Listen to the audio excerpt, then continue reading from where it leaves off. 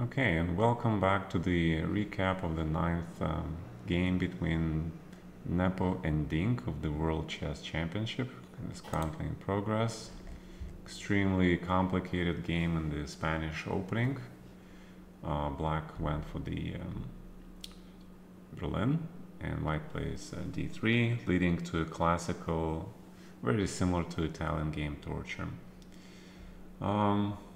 Extremely complicated. I don't feel like White had any chance to really win the game. He had chances to complicate things even more, had some path to an advantage, but overall it was extremely difficult to find all that stuff, and in the end Black defended really well and made a draw. But let's go step by step. Okay, so e4, e5, knight f3, bishop b5. Very happy to see Spanish opening back at the World Chess Championship level. Knight f6, Berlin. Pretty much a killer of the Spanish opening. Black invention came from the ex-world champion Vladimir Kramnik, who used this defense very successfully to neutralize Garry Kasparov's white color. And as a result, Kasparov could not win a single game with white, but Kramnik managed to use his white color to inflict a pair of defeats on the Garry Kasparov, thus winning the match. So ever since then, White was curious how to avoid the famous Berlin endgame, which arises after the castles, knight e4, d4, knight d6. And the general consensus is, even to this day, that Black is okay, even though their theory moved very, very far in a lot of lines here. So, Nepo plays d3. He just denies this whole Berlin line. He goes with this anti-Berlin, and now Black has a lot of choices how to play. There is d6, there's bishop c5, which are the main two moves, of course. Bishop c5 is a very active move. The idea is also to prepare knight d4, the trade of the knights, because Black knight on c6 is not that great. And then Black can play c6 and d5 and fight for the center. So White plays c3, and after castle, castle. Again, a very complicated but standard position. Usually this position is more standard in the Italian game, which also leads to a lot of complications, a lot of theory, a lot of potential different lines, middle game play, nuances, etc., etc. But now we have the bishop on b5, and Black plays d5 anyway. So extremely interesting. Black just tries to open up the center and sort of solve his problems in the symmetrical type of structure, because White takes on d5, then Black captures with the queen, and even though this queen is very vulnerable, there is no clear way for White to use this to his advantage, and there are a lot of lines here like knight d2, bishop f5, bishop c4, queen d6, and there's huge theory. It's queen e2 with idea of knight e4. And again, a lot of top players play these positions. Knight e2 here actually is a problem because of bishop f2. So you have to start with bishop c4, and then you play knight d2. Again, just a simple example of how complicated this is. Instead, Nepo plays knight d2, which makes a lot of sense, because why would you want to activate your opponent's piece and then allow the quick bishop development, and rook connection is unclear. While defending this pawn, you reinforce the threat of taking on c6, taking on e5. So Black takes here, and it's very curious that both players seem to be really well prepared and have analyzed this line, because Black plays a5 almost immediately. This is very, very active defense. It's also very similar in, again, Italian game. The idea is that if you take on c6 and you think about taking on e5, then Black has a choice between rook e8 and bishop a6. He gets very powerful bishops here, and it's not very clear what White can play, because if you move the knight back, then there is always knight g4, and suddenly you cannot defend this pawn. But if you move this knight, then Black takes on d1, plays knight e4, and White is forced to defend this pawn, leaving himself with this weakness, where Black is actually better. So the only option then remains is to take on c6, and then if queen d7, knight d4, which leads also to a very crazy position. But apparently black's activity compensates for the missing pawn because white is still underdeveloped. But if he develops his pieces, then the material must be returned, leading to opposite color bishop endgame, which is very close to draw. So this is just an example again. White plays a4, and he is signaling that he is gonna play for a long game because he has very minuscule advantage thanks to his pawns, taking squares away from this knight. Knight on c6 is the only uncomfortable piece in black's position. So black decides to do something about it. First, he needs to protect this pawn. White plays queen c2. Queen avoids potential bishop pin, but also protecting mainly this pawn, so knight can move as well. Now black plays knight b8 in the spirit of the famous knight b8, knight d7 idea in the main Spanish line. It makes a lot of sense. Also, black wants to play c6, so then we get very similar symmetrical position. The knight can go to a6, knight can go to d7. Both squares are viable because if knight goes to e6 followed by c6, the knight can go to c7 and e6, or the even better square, which is c5. Knight on d7 is also not so bad because you can go knight f8, knight g6. So in general, the position looks very close to equal, but there is still so much play left. White is going to go for the standard plan of knight f1, knight g3 for the attack, rook d8. It's a little bit unclear why black would want to play this rook d8. Probably he didn't want to play c6 first to allow the bishop to go to f1 and knight go to c4, attacking the pawn. So he decides to wait for white to move the bishop on his own, and then he starts to win a tempo. But okay, rook d8, h3. Not only taking the g4 square away, but also potentially a square for the king or the knight, in case white wants to play knight g4. Black also plays h6, knight f1. All pretty standard. Knight goes to g3, planning to go for the cavalry attack to f5, because black plays h6 precisely, and he cannot play g6 anymore, preventing this knight f5 incursion. However, yeah, c6 apparently is not very accurate, but bishop d7, trying to eliminate this bishop before the bishop, because the bishop cannot go to f1, okay? But okay, c6 I think is pretty normal.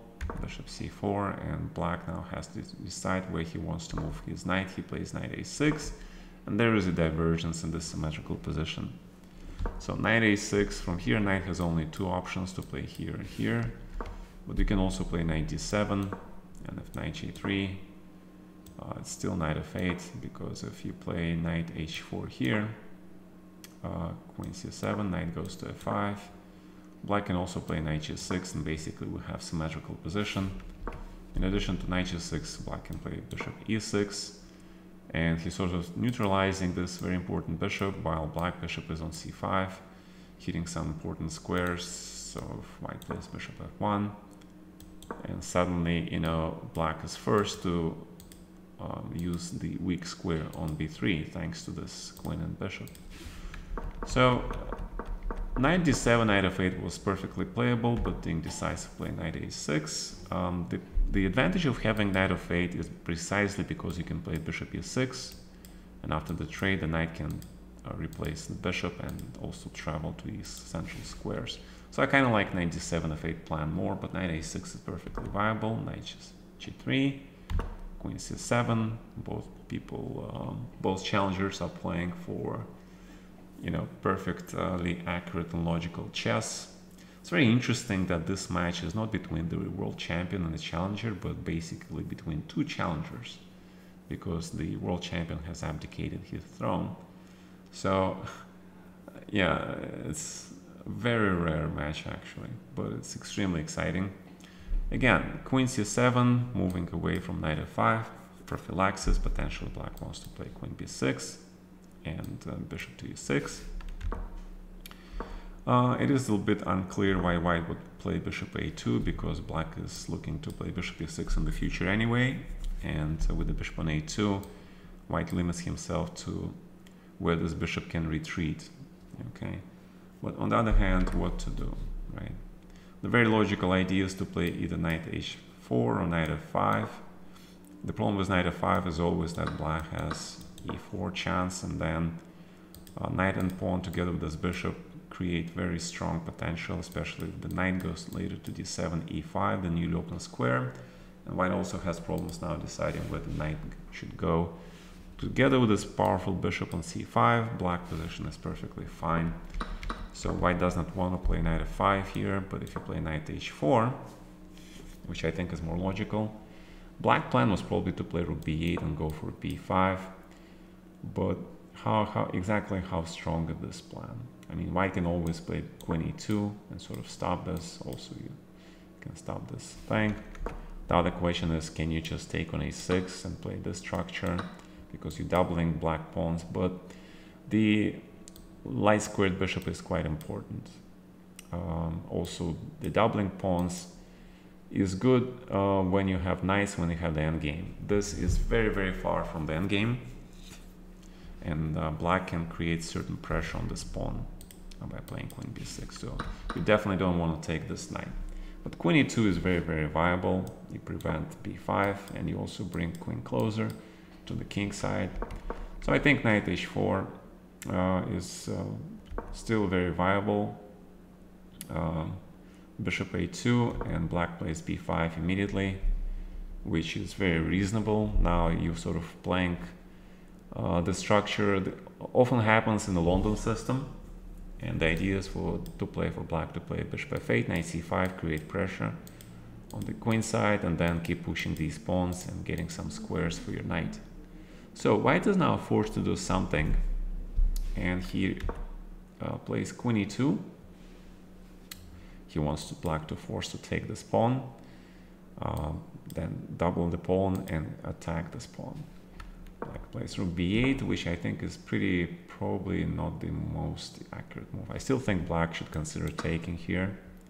He wanted to take this pawn in a better situation with rook already opening stuff here, but bishop c4 here, b3, and bishop a3 leads to very complicated position, because knight queen e7 has to be played. Then knight f5, queen f8. This is probably the position that black wanted to avoid, but again, it's still very complicated. But probably correct decision on Ding part, because as we can see here, after bishop c4 and b3, white is better, yeah? So okay, so I take that back. So rook b8 looks very logical. However, there was a move that allows black to both move with his plan and also not worry about this protecting this pawn, and that was to play bishop f8. And you still want to play knight c5. The idea is that if you take this pawn twice, and after knight c5, black has sufficient compensation for this pawn, because the bishop can go to a6. Also a4, knight b3 is coming. Pawns are kind of weak. You have to play something like this, and then you have knight d3 and bishop a6, and this knight on d3 is very, very, very powerful. I think black has plenty of compensation here.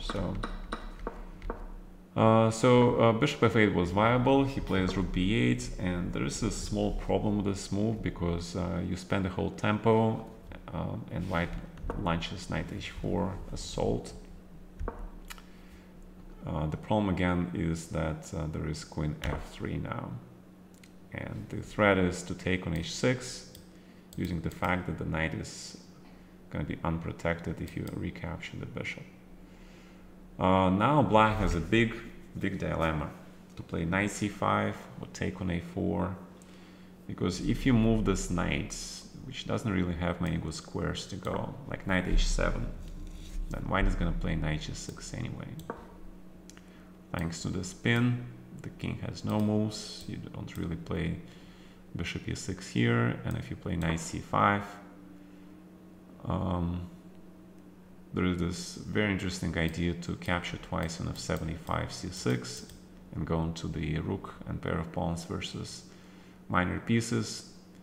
But also there is the idea now, the threat to take on e5, because you cannot capture on e5 thanks to queen f7 g8 mate, and that forces black to play something like bishop e6 and gives white a perfectly healthy extra pawn. Maybe black has some compensation, but extra pawn, the compensation is not really that quite visible. You obtain it by playing b4 and trying to trade these pawns and create far pass pawn. But again, this is the main threat. Okay, knight e5 is the main threat. So knight cannot really move. So Ding plays ba4. The other way to play this position was to play knight c5, but after bishop h6, knight a4 is really not an option because the king is too wide open. White minor pieces, queen are in the attack, so he takes on a4. Take on h6, knight g6 immediately also possible, but bishop h6 is just very straightforward, and the position now gets very, very complicated. Knight c5. Again, pawn is weak, but black wants to also get knight to d3. Potentially you can play knight b3. If bishop goes to c1, then knight really goes to d3, grabs the bishop, and the pawn is under attack, so white has to continue the attack. The only way, how do you continue this attack? There's two ways. You can play bishop g5, or you can play knight g6. Bishop g5 was also possible, but after rook d3, another idea behind knight c5, you want to remove this queen from this very active square. Then you play knight h7, bishop e3, attacking the rook has to go. Now knight g6, attacking the knight again, and probably this is a problem because with bishop e6 you just take on a fate, yeah. So black has to play knight d3, and then rook b1. Still, double pawns, very potential strong attack here. Black probably has to play bishop f4. But after this recapture, knight h5, rook e8, knight hf4, or e5, yeah. And again, you protect this pawn, you cannot really take this thing, because this bishop is way too strong. The threat of e6 is very, very powerful. So this is a problem for black. So bishop g5 was possible, okay? Leads to white's advantage. Nepo decides to play knight g6, a little bit more aggressive move. And the threat is to take on a fate this bishop, the defender of the key dark squares, and then utilize the squares with the bishop, queen, and knight attack. But Ding plays rook b2. Rook d3 was very, very interesting here. Apparently rook d3 was a pretty strong idea. The idea is if you play bishop e3, then you can take on b2. So rook e3, and then then there are several moves. Apparently the strongest one is rook takes b2. Just ignore everything. Because if you take on d3, knight d3, queen d3, gh6, a lot of attacking potential that white had is gone. This rook is extremely active, attacking these bishops. The bishop doesn't do much here. The threat is also bishop c5, so you need to take this guy and then create some threats like this. But again, very, very strong queen b6 idea, counter-attacking idea, and the threat is not only queen f2 but also rook a2 and queen b1 check. And now suddenly black is okay, even if you play stuff like queen f3 and then knight h5, the idea of taking queen f7, opening the king, and black has only one defense, but it's good enough. c5. leading to equal position. Crazy, absolutely crazy. The idea is that if you go to the trades, thinking that black has this weak pawn, but bishop d7 and black is actually better. So white cannot trade because his endgame is worse, because he didn't capture these pawns. They are far enough advanced pawns. And there is no attack. So rook d3 was extremely interesting. Bishop e3 is probably the correct response because you threaten knight f8, bishop c5 check. And after bishop d6, it's very complex position. It's not exactly sure who is better, who is worse here. But okay. So Ding takes on b2. He wants to have an option of capturing this bishop and eliminating this bishop, and then just going for this pawn push and compensation for the exchange. Knight f8 is very reasonable. And rook f8. So the other option, which is probably more accurate, is to play rook d3 here. Once again, forcing white to do something. Rook e3 is not really an option because of rook d2. There is no threat here. And black has a counter threat of taking on f2, potentially taking on a2. Again, this is very complicated position after knight h5. Extremely complex. So the computer suggests bishop e3 here, but then you have knight b3. You just don't bother about this knight at all, because this knight is sort of trapped. And once you take on b3, a b3, there's some beautiful lines here. Knight h5. White needs to get the point of entry to somehow use this knight. And black has several choices. The best choice is probably to play knight e8. There was some beautiful line here that I had in mind. I'm trying to find it to show how complicated this is. Not really. Okay. So queen g3. Again, this knight is untouchable. But the idea is to play knight g7 and queen h4. Right there this line is. So king f8 you cannot recapture because of check and you lose the rooks. That's why the computer can play queen d6. Yeah, but the line was, I remember the line was something like rook c2. And the idea was that if you take on g7, knight g7, you play queen h4. Now there is a huge dilemma for black. The threat is not just queen h7, bishop c5. There are a lot of threats. So you really need to get rid of this bishop. b2, rook d1. Right, this was the line, okay? And it looks like after rook c1 you just make a queen. However, rook e1, and black must actually take this rook, because if you make the queen after rook c1, queen for example goes to b6, and knight h7, white has an unstoppable attack despite the fact that black has two extra queens.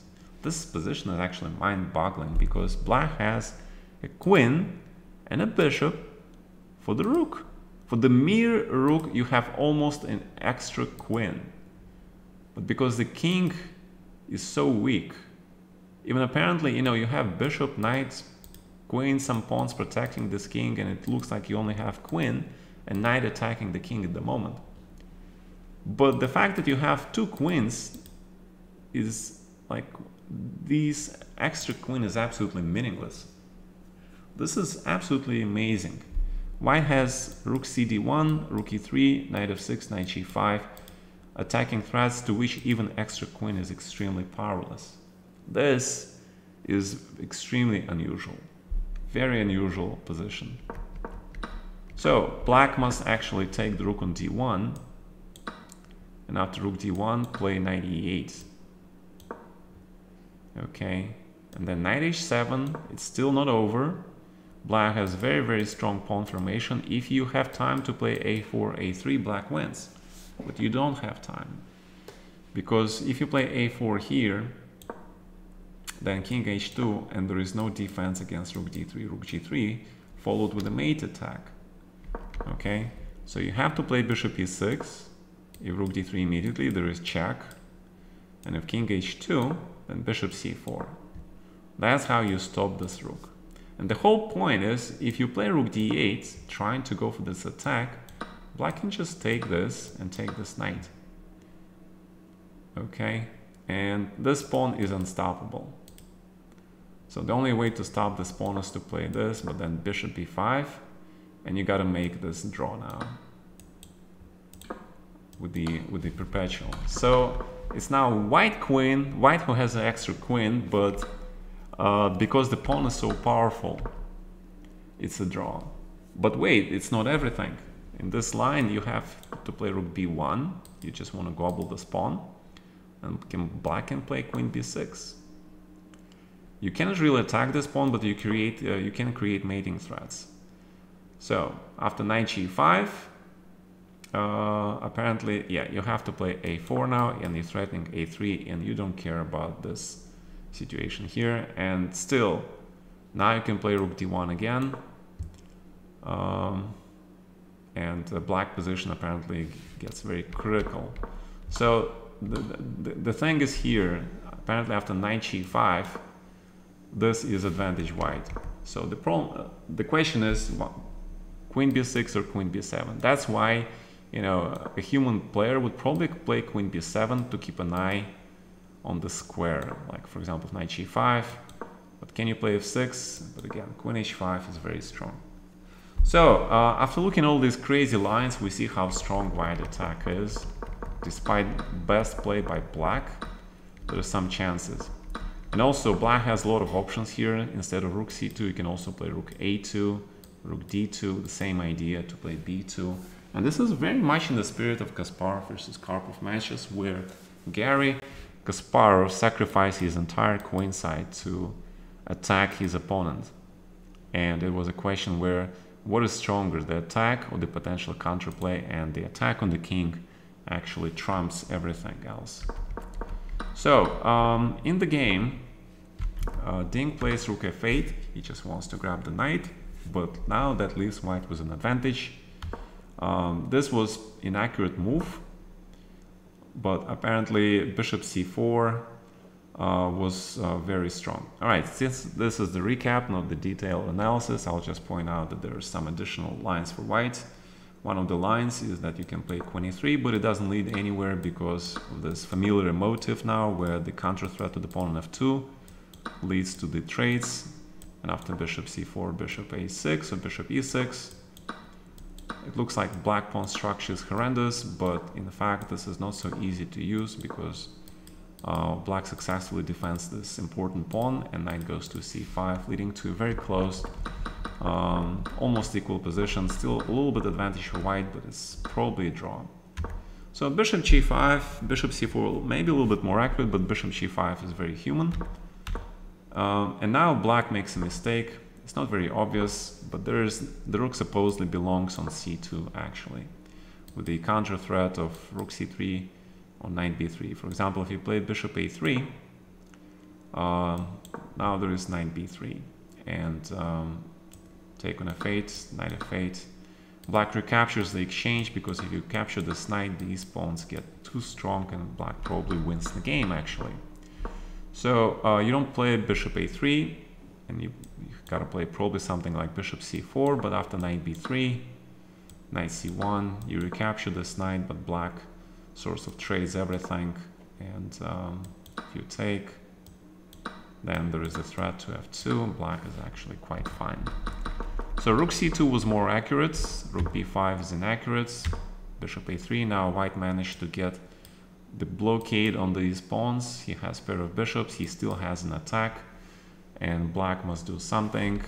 He plays rook e8, which looks reasonable. You know, you want to play knight b3, reinforcing the threat. Bishop c4 was played, absolutely fantastic chess. If black plays knight b3, now you can move the rook, but active bishop is way more important than this rook. Black plays bishop e6, also an amazing move. You sacrifice the exchange, but by sacrificing the exchange, you connect all your pawns, and you manage to create some spots for your knight. And this game is no longer about white's attack. This is the game about whether black can play b4 and create pass pawns, and white has to be extremely careful now. You don't want to do that. So Nepo played bishop e6. The computer actually likes queen e2, but I think it leads to the same thing. Queen e2, bishop c4, queen d6, very important. Rook d1, and important motive is that how black disables the spin by counter-attacking the queen. And again, thanks to this powerful bishop, potentially weak king, some weak pawns, black might have some ideas. But just to show an example of how strong black counterplay can be, this is the following line I came up with. You know, for example, knight h5, knight e3, king g7, and it looks like very interesting idea just to take this knight and lock this rook on c5, which is a common theme. But after knight f4, or queen e7 first, okay, it doesn't pretty much matter. You take on a4, knight f4, and the idea is that you get the queen active. You cannot allow the queen on g3, but if knight, king, queen f2 and trade, even this endgame is very okay for black because of the threat of activating the rook, and then there is the threat of activating the knight. The rook on c5, you cannot get to this rook, and black activates all his pieces, and black is absolutely fine. So this shows just exactly how many defensive resources black has at his disposal in this complicated position. So Nepo takes on e6. I like this move. Knight e6, knight f5, c5, and this is the only moment where I disagreed with Nepo's decision. He plays queen e2, and I think after this move his advantage is almost gone. He has a minimal advantage.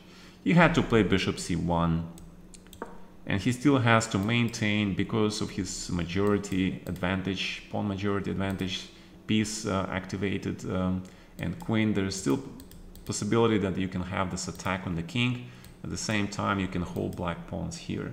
And I think this is advantage for white because, for example, knight f6, rook a4, black plays rook b8, try to get the rook here, and then you can play the knight h2 or king h2 or knight e3. Probably it's king h2. You want to keep the option of playing bishop f4.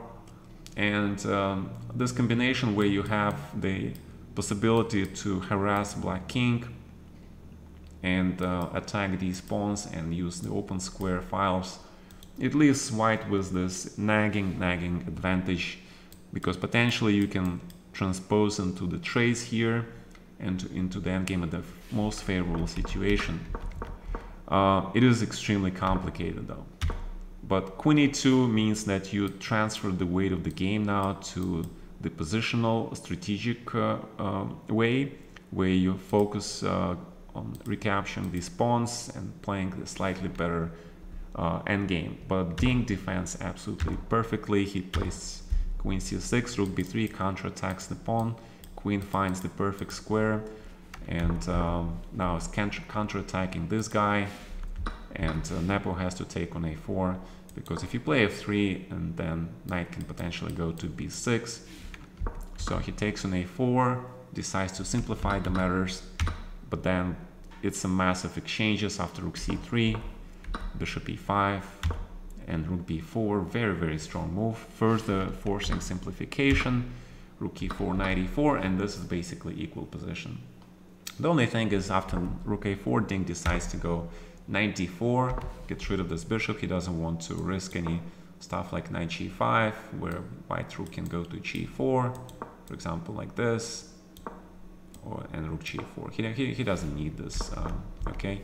So he plays knight d4, but although it was perfectly okay to play something like this because of rook g4, it's very beautiful, but you have to see it. It's the only move actually, it's knight f4. Yeah, it's actually a pretty amazing move. And if rook g7, then king h8, the only move again. And the idea is that if the bishop moves, there's check, knight f1 with a perpetual. And there is no way white can avoid this perpetual, okay? All right, I kind of just realized this, but yeah, knight f4 is pretty much the only move, otherwise black is much worse. But naturally you're pretty scared to play this, so, but knight d4 is very professional. It forces the trade, and it forces the transfer of the game into this 2 versus 3 pawns, which is pretty famous, but it's not enough for a win. This extra pawn is not enough for a win. So let's see how Dink managed to show that white has absolutely nothing here. He plays g6, Nepo tries his best, but knight g3 is very strong, and the idea is you get rid of this supported knight, because if you trade the knight, then the rook endgame is easy draw. So Nepo declines, and then you play rook e7. Any trade of any piece, rook or knight, is leading to a drawn position. Rook e2, active defense. And now black is ready to go f5. That's why the rook is here. So he plays king g3, but it's f5 anyway because of this knight e4 threat. So after king f3, rook e7, finally white is forced to trade something because knight is hanging with the check. So we go into the knight endgame, knight e5. The computer suggests to play knight e3 with the idea of king f4 and then blocking this pawn, but it's still a draw. In a blitz game, there is a pretty good chance for white to win this, but in a classical game, not much.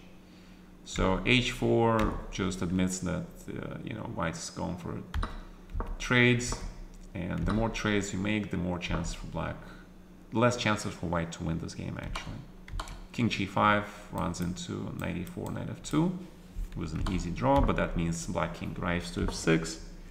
Even though knight gets here, black now starts harassing the pawn and also getting this queen from this king from the best position by checking and just moving his knight around. Again, very aggressive positioning of the black, removing any piece that white has from the square. Knight e4, check, check, knight e4, ready to check this king again. You do not allow white to play h5 and to remove this king from f6 and allow white king to g5. That's the thing. That's why black needs to be so aggressive, to remove any white piece from the f4 square. And in the end, white understands that he has nothing. Black managed to play f4.